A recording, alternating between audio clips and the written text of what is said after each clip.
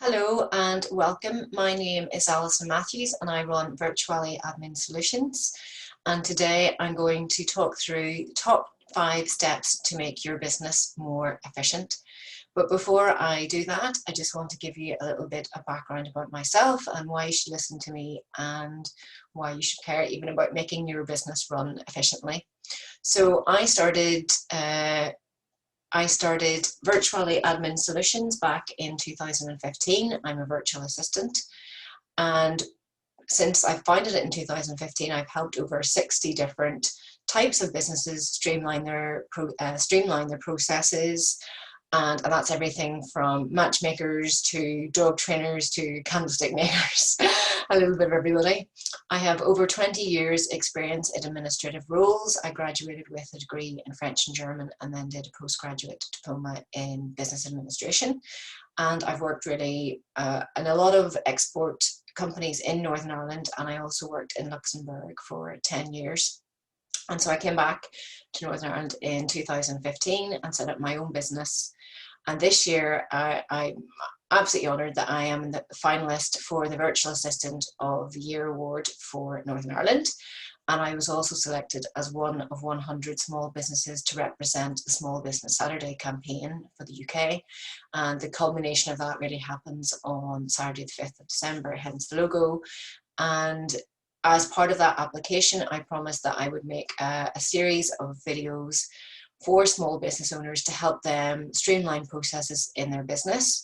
And so each week for the next 10 weeks, there will be a series by myself and other virtual assistants or ex-virtual assistants about different aspects around your business. So I've been through all the challenges of setting up my business myself, so which is why I think I'm in a good position to talk about the challenges that there are and business efficiency. And of course, for me, it's not the admin that holds me back, it's other things, because I find myself quite organized. That's why I obviously do the job I do. I help other people to get organized, but there are other things that I struggle with. And the reason that I want my business to run as efficiently as possible and to have at least the least stress there is, obviously, is that I can do the things that I want to do. I started my business because I wanted to help people. I wanted to be the CEO of my own life. I wanted something that was creative, that had a bit of flexibility, but mostly that I was helping other people. And I've always been in quite customer focused roles. So being a virtual assistant and the owner of Virtually Administrative Solutions really helps me achieve that. And when I'm not at my desk, you will find me going outdoors. I love being outside. I found lockdown very hard because I couldn't get very far, like us all.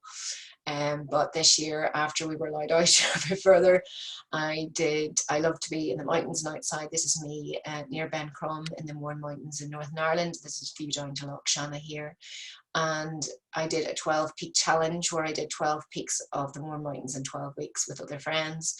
And that was absolutely lovely. I finished that at the end of August. And when I'm not up the mountains, you'll find me swimming. Actually, I've swum in that lake down there and many a time. But I swim often in Loch Ness, which is the largest freshwater lake in Northern Ireland, for those of you who don't know it. And anywhere really I can get in. That was taken actually in a forest park somewhere. And I also love community projects, especially garden projects, and I've been involved in quite a few. So for the next 20 minutes, I want you to sit back, to take some notes electronically, if you can, try not to write on paper, I'll explain that further down the line as well, and to turn off all distractions and just to give yourself the time to sit down and really think, okay, how can I make my business better than it is at the moment? So 2020 obviously has been a very hard year for business owners everywhere. And, none of us already, we started the year with all the Brexit talks, which is particularly troublesome in Northern Ireland. And then, of course, the corona pandemic came along and all the lockdown restrictions that were imposed because of that. And I don't know, I saw this image the other day by Anne Scotland on Twitter. It said, sometimes it's not the strongest tree that survives the storm, but the most adaptable. And I think really, she really sums it up, because in order to survive this year, I think a lot of us had to really think outside the box. in some cases to totally pivot our businesses. But at the core of that all, and that is what really I want to speak to about today, at the core of that all, I think a lot depended on how efficient you were in your business to start with, and how easily you could adapt, how easily you could find your documents, how visible you were across social media, how quickly you were able to put up messages about what you were doing, to email, your emailing list. Did you have an email? Did you have an email marketing, platform set up? Were you able to email your customers? And that all of that ties back in to being efficient. So what is efficiency and what is it not? According to the definition, the dictionary definition that I looked up, it says it is an action designed to achieve efficiency, this is the definition of efficiency, or the ratio of the useful work performed by a machine or in a process to the total energy expended or heat taken in. Now that is quite a mouthful and doesn't say a lot, but in a nutshell, working efficiently means that you're expending the least amount of physical or mental energy that you can, that everything is running smoothly, that all the parts of your business are in sync and running smoothly, and essentially you are saving a lot of mental energy, you are saving a lot of time. The time that you're creating for yourself, you can concentrate on the high growth end parts of your business, on the strategic planning, on taking that time back to look at it and think, okay, what am I doing right? What am I doing wrong? What products can I develop? How will I market for the year ahead? That you have the time for the real strategy and not to be stuck in the nitty gritty, and certainly not in the admin nitty gritty, if that is the thing that you hate. So how do you feel when you're working efficiently? A lot of the clients who would come to me, and I'm not portraying any confidence in saying this, a lot of them who come to me are very stressed. They feel that they have not enough hours in the day. They're feeling overwhelmed, and they can't move forward in the business because they're actually really stuck where they are. And that's an awful place to be when you're a business owner, because we were all about being entrepreneurial and moving forward and taking action. And so when you're working efficiently, there are words that come up time and time again of how that makes you feel.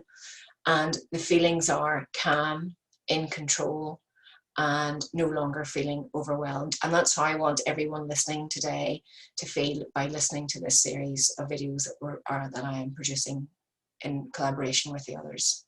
So we're going to talk now through the top 5 steps to make your business more efficient.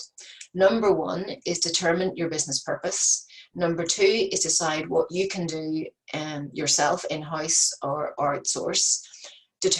Work out what needs fixing. Number 4 is managing your to-do list. And number 5 is keeping an eye on the future. So step 1, determining your business purpose. I think we all start out with an idea of why we wanted to start our business. I told you mine, and it might be like the creator of the matchmaker who wanted to set the world on fire. I don't know. I don't know what their original purpose was, or they were just finding a solution to a problem, which is often very the case as well. But it all comes back to that. And I think the one good thing about the lockdown was that actually a lot of us were forced to stay at home and not to be running to lots of networking meetings and other type meetings, or running after, commitments that actually weren't maybe very important to your business. And it gave us the time to actually think, okay, what is it I really want to do in my business? Where do I want to take it? What, excuse the French, crap can I get rid of? And to make my life as happy as it can be. And we discovered it is the simple things in life that make us happy. It is seeing your friends and family when you want. It's going to the shop when you want to buy a chocolate. It's going out in the fresh air when you want. And those, I think we would all agree, those are the important things. And our business and the way we run our business should enable us to live our lives the way we want to, be that going fishing, or in my case, going swimming up the mountains. So step 1 is to really sit back and think, what is it I want to do in my business? If it is making matches, that's all I want to do. I want to make the matches. I want to find the market of people like homeowners who have fires, who want my matches, like people camping who want my matches, and probably in the case now, lots of us sitting out in the gardens instead of inside, that you can light your little stoves outside as well. So that's step 1. And as part of step one then, there is that process of working out what you, the business owner, can do, what really is important and urgent, and what you can outsource and what you can potentially get rid of. And I often refer clients to a matrix called the Eisenhower Matrix that was developed by Dwight Eisenhower, who later went on to become one of the presidents of the USA. And he developed this matrix, and it's a very simple process. And if you want to do this now when you're at home watching this, if you just take a piece of paper, or, you know, I did say to do it on your computer, and make a grid, make 4 boxes, make a table with, you know, 4 sections in it. And at the top, you mark what is urgent that only you can do, that, you know, in your business, only you can do. So if you're an artist, it's you making the art. If you're a dog trainer, it's you training the dogs. Well, potentially you could have other people training the dogs too. But to really the things that you love to do, and there are the reason that you started in the business in the first. So that's the top right. The top left then is things that are not so urgent that you can do later on. And that might be calling back a client or applying to specific email. So the top is the things that really you as the business owner can only do. And then on the bottom left-hand corner, we have the things that you can delegate that aren't so important. And that might be scheduling interviews. It might be getting someone, for example, to look at other markets for you, for new sales markets, that you can outsource that work. It might be hiring a virtual assistant to help you schedule your social media, or to you know, help you set up your mail marketing platform that I mentioned, help you putting your contacts together. It might be an accountant to help you set up your online accountancy package. And then there are the tasks that you can delete. And that sounds a bit, you know, it's a bit harsh saying delete them, purge them. But you can start off, you know, you might start looking at your social media platforms, for example, and discover that you're posting on 5 different social media platforms, but in fact your target market really is only on 1 or 2, and that you can, you know, get rid of all the other social media marketing posts that you're creating and wasting a lot of time doing that. And you might get in a digital marketer to help you to look at the strategy of that and where you should be concentrating your time. Or there could be other dead projects that you're working on that are just a waste of your time. You could, maybe in the past you were attending every, you know, face-to-face networking meeting there was, and are thinking, oh, why did I really need to go all of those meetings? And maybe think a bit more strategically about what you're doing. And this is the whole point of this, that you work out what you can do, what others can do, and by giving some of the work to other people, you are freeing up your time to let yourself look at everything strategically, which is very, very important. Step 2 then is, you know, deciding on what you can do. So we've looked at what you can do and what you can outsource. And as part of that process, I think it's very important that you acknowledge your own skill set and look at what is your unique business gift. You know, is it creating art? Is it you love dogs and are like a really good dog behaviorist? What is it in you that is special and that is your gift that you bring to the world? And then which is linked to that, of course, is what you're good at and what you're not. So as I said at the start, I feel I'm organized. I like organizing other people. I'm not so good at marketing. I'm not so good at the strategy. I know that. And so I have a business mentor helping me at the moment, because I know that's the part I need to develop to move forward in my business.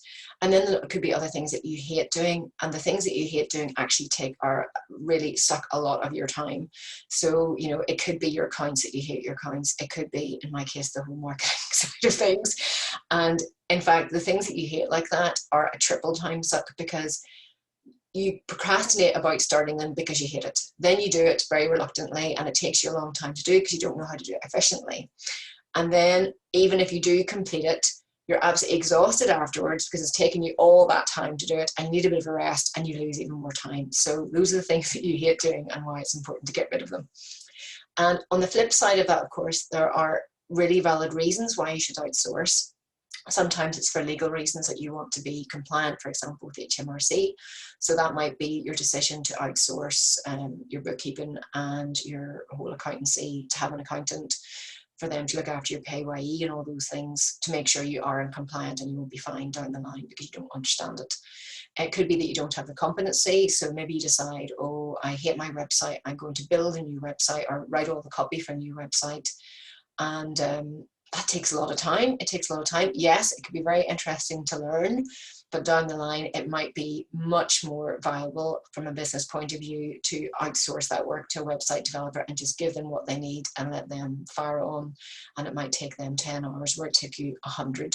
And you always have to make that balance of, okay, you know, how much time am I losing and where could I invest that? Where else could I invest that in? Which comes back to the time element as well. Do you really have time to be doing everything yourself?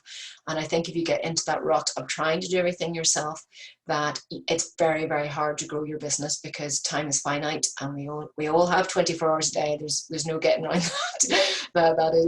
That is what we have, and you have to sleep and you have to eat, and life is there to be lived. And this year, more than any other, has you know, proven that point to us. So I know that outsourcing is a big emotional thing. It's actually, there's a lot of fear. There can be a lot of fear around that.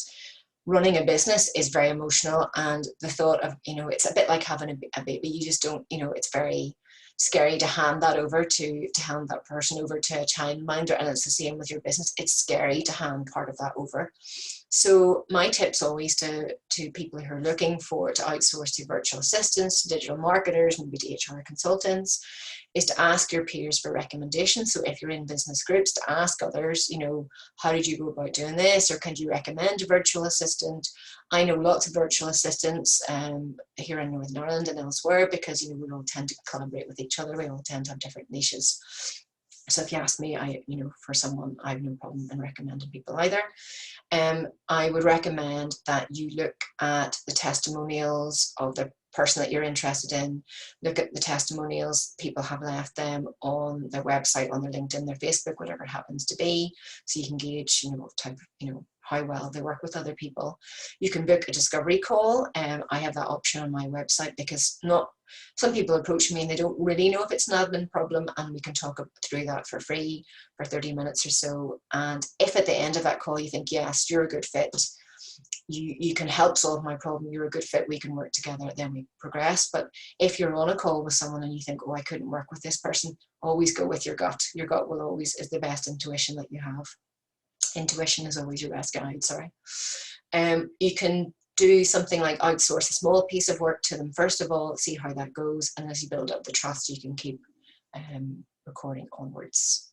And another piece of advice I would give is to have a clear contract. I have a clear contract with my clients once we decide to proceed together, and in that you state, you know, both of you state your normal working hours, how you like to be contacted. Is it email? Is it WhatsApp? Is it a phone call once a week? That you agree all of that. You agree the amount of hours, you know, or whatever it is, the project that you've been given to do. You agree the budget for that and the process for that. And that really stops what helps to prevent any problems down the line. And the last tip I would give is, if you do hire someone as a freelancer to do a piece of work and it doesn't work, like you're not happy, please address that issue with the person right away, and just don't, you know, stop working with them or stop communicating with them. Address that, because it could be that you weren't maybe providing enough information on one side. You know, it could be something, there's just a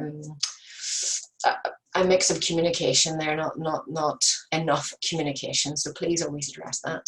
So now we're moving on to step 3, and that's looking at your business and trying to work out if there are areas in it that aren't working so well. And I think sometimes the best way to do that is actually to sort of take a step back and to review your business from the perspective, from the eyes of a prospective client. And I've done that recently for a few people. And I really enjoy looking at all the different aspects and seeing how that all ties up. But, you know, you have to look at it and really assess, okay, or get a friend to do it, or another business colleague, and get them to look to see, okay, how easy was it to find you online and your services? How easy is it to understand what your services or product actually is? How easy is it to book a call with you or to purchase a product? How easy is it for someone to pay for that product or service? How easy is it for someone to leave a review or refer you to others? And very importantly also, how easy is it for someone to raise a complaint? Do you have an obvious complaint, process? Because if you don't, what probably will happen is someone will just go onto Twitter or Instagram or Facebook or wherever they want to be and leave a very nasty comment that you have no control over. Whereas if you have a sort of a more complaint process, that at least you might be their first person of contact instead. Their first point of contact, sorry, it's hard to say. Step 4 now. So we've been through step 1 is looking at what is important in your business, looking at what you can do, what you can outsource, looking then step 3 at the people that you can outsource that to. And then step 4 is really to get an overview of that and to plan that out in your head. And often, I have a lot of clients that would come to me who are having lots of sleepless nights. They've got all these ideas running around their head and they don't have one central place to keep it. So they have notes everywhere. Maybe they don't have anything actually written electronically or in handwritten version anywhere. It is all in their head, which is obviously the worst place for it to be. And I would give the following advice about apps and tools to use. So the first thing I would always stress is to actually look at your own email. So I, for example, I have Office 365, and so, which is very good, obviously, and you have each of the email providers, they have their own virtual note app. So with Office 365, you have OneNote, with Apple you have Evernote, and with Gmail you have Google Keep. And the beauty of that is when you're logged into your email, and no matter which interface you're looking at your email through, that normally you have the calendar, you have the cloud drive, and you have some kind of task or note app connected to that. And the beauty of that is you can have a thought in the middle of the night, you can reach over for your phone. I don't advise sleeping with your phone beside the bed actually, but if you have your phone beside the bed, you can open up your OneNote, type your note inside, and then the next day when you're on your laptop or your desktop, you can open that up and go, okay, there's that note, and I can work away, I can work away on that. And the same applies for the task management tools linked to your email as well, service provider. So Outlook has there is the to-do list that you can mark when you open your calendar and your email. They have the little to-do thing, and you can mark in that your tasks, what you have to do. You can flag them, and you can assign a date as well, and it sends you an email notification as well. And the same for Gmail. And the third tip I would say is to use a project management tool, especially if it's more than maybe your collaboration, your two business owners working on a different project, same project, to have a project management tool to really see where you're at. And the beauty of that is you're funneling all the information into one place. So in the morning, you can log into that and think, okay, these are the tasks I have to do. This is what, my partner Betty is working on. This is what I'm working on. This is the information that we're waiting on. And the beauty of that as well is that Asana and Trello and all those project management tools, that you can see them in different ways. So for example, I like Asana because you can see it in list view. There's little boards, you have calendar view and timeline view. And it means that, you're working with a system that works with you. And that's my point 4 and 5, that you have to work with a tool that is intuitive to you. So Betty, your partner, might say to you, I love Trello. Trello's the easiest thing to use in the world. And you log in and you have a little trial, and all these things have a trial period. A lot of them are free, and a lot of them have a good trial period as well before you have to sign up to the next version. And actually see, does it work for you? So it could be, I like to see a list. I find it easier to sign a list. Some people find it much easier to see a board. Some people like to send themselves audio messages as reminders. You have to work with what is intuitive to you and what you find easy. And I have a list here of project management tools. So I mentioned Trello there. This is the link, Asana and Monday.com. There are practically thousands of project management tools, and a really good place to check them out and the reviews. And actually what each of them really does is the G2 Crowd website, and I've put the link in there as well on the slides that you can get later.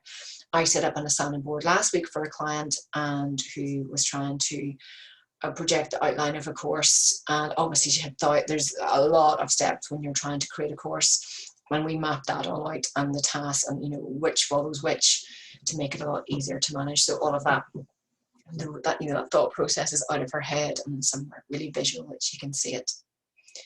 So my last step for today is about keeping one eye on the future. I am a virtual assistant. My world is sort of virtual. I was always working from home, so lockdown didn't affect me in that way. But I think it's very important to remember that you always have to make time as a business owner to be thinking of the future, and to be carving out time during the week where maybe you're listening to different business programs on the radio, that you're listening to different channels, that you're reading different newspaper articles and articles online, that you're in business networking meetings with peers. I was in one this morning, and there was such a discussion of diverse topics that you don't maybe think of in your own bubble. And obviously we're more in our own bubbles at home, working from home, most of us at the moment too. So it's very important, if you can't get out there physically, to get out there a bit virtually and to see what's going on in the world, and to see the collaborations you can make, or the different processes or ways that you can evolve your business, always to be one step ahead. And with my clients, ironically enough, a lot of the clients I was helping prior to March were people who were delivering face-to-face events or trainings. And then obviously with lockdown in March, a lot of that had to be cancelled, and very, very quickly they had to pivot online to survive. And it was as simple as that. They had to pivot online to have a business and survive. And one of my clients who did really well was someone who had already lots of videos on YouTube, who was very good at filming even himself, and was able to go out in his garden, make loads of videos. And we had a course online for him in April that his customers could then, his customers were able to continue with their training. And we also had set up a MailChimp account last year, so he had a big customer database on MailChimp. He had a good Facebook presence, and we were able to update everyone all the time with what was happening. And that is so important at the moment, to have that customer engagement. And but as I said, to be thinking of the future and where the world is going to go, and can you have, what product suites you have in your business that suit and match all occasions. So I hope that was helpful today. I'm just going to recap the 5 steps. So determine your business purpose, decide what to do in-house or outsource once you have gone through that process, work out what needs fixing, manage your to-do list, and keep an eye on the future. And if you want to work with me, or you're just interested in being a bit more organized, you can book an organizational call with me via my website. I have Calendly booking tool set up, which is an absolute wonder tool, like Acuity as well. It's very similar. I have a free resource called 5 Tools to Shave 5 Hours Off Your Week, and I'll put the link to that under the video as well. As I mentioned, there are a series of 10 videos to transform your business, and you can sign up to get those directly to your inbox by emailing me at alison@virtually.uk.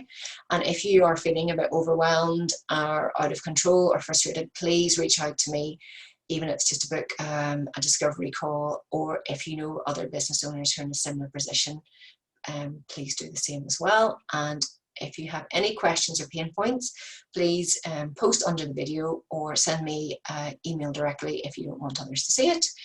And I'm just sharing here all my social media links. So please, follow me virtually. I'm on Facebook, Instagram, Twitter, and LinkedIn. Please feel free to connect. And if you want to use the hashtag in any of your posts to me, just put in "taking away your admin pain." So I hope that was useful today, and I look forward to seeing you all again soon. I am Alison Matthews from Virtually Admin Solutions, taking away your admin pain. Thank you.